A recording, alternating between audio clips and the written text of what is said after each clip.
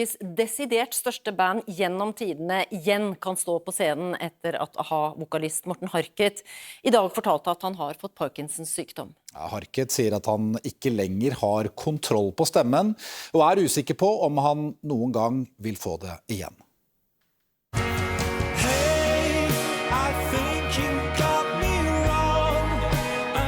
Kjent og elsket for sin karakteristiske stemme. I dag forteller Morten Harket åpent om at han har Parkinsons sykdom og ikke vet om han kan synge mer. Det kommer fram I et intervju med forfatter Jan Omdal. Han sier at han ikke har noe problem med å akseptere diagnosen, og han sier jo selv at det største problemet for ham nå I den rollen vi alle forbinder ham med, jo at han har ikke helt kontroll på stemmen. Bandkollega Magne Furuholmen omtaler nyheten som smertefull på sin egen Instagram-konto. AHA regnes som Norges mest suksessfulle popgruppe noensinne. I år det 40 år siden hitten Take On Me gikk til topps på de amerikanske hitlistene. Han har en helt avsindig stemme, altså vokalprakt. Og så har vi vel de siste årene merket at stemmen har sviktet I tiltagende grad på enkelte konserter. Så mange har nok spekulert I om det alder eller om det noe annet. Ved Parkinsons sykdom mister kroppen gradvis evnen til å bevege seg normalt. Harket har det siste året fått behandling ved en klinikk I USA. Per I dag så ligger det jo I kortene at alt litt åpent, både med Mortens solokarriere og med det videre samlivet med AHA.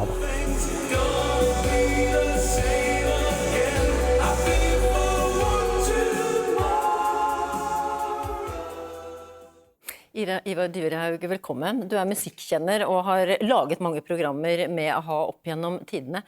Hva tenkte du da du hørte at Morten Harket har fått Parkinsons?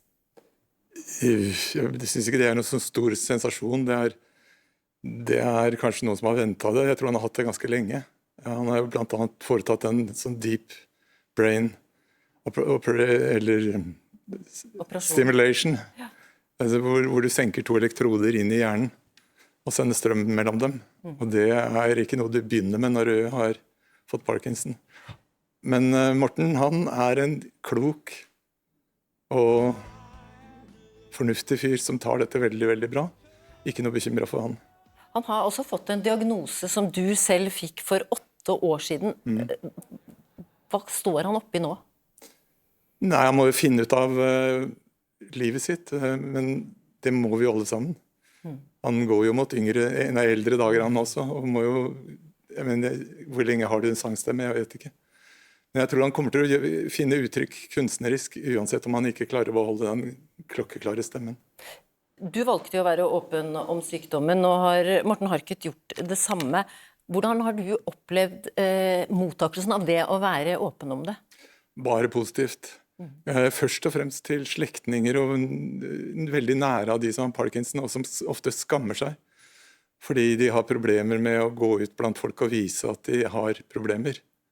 Vise at de skjelver, vise at de kanskje har rykninger, at de har dårlig balanse, og så videre. Men det jo ikke noe noen kan noe for, og det veldig viktig at man åpen når man har det, og viser de andre som har det, at dette går bra. I den pressemeldingen som kom I dag, så sier Harket at tidligere forstyrret det meg å tenke på at sykdommen skulle bli kjent, nå forstyrrer det meg mer å holde inne med det. Det noe befriende også I det at det kommer ut?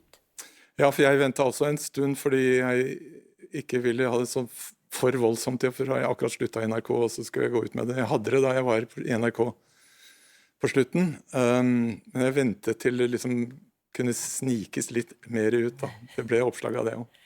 Ja, og man kan ha gode dager med denne sykdommen og år. Det vel du et bevis på? Man har gode dager med denne sykdommen. Ja, det veldig viktig at det veldig mange som tar dette som en dramatisk dødsdom. Nå det til helvete med han, liksom.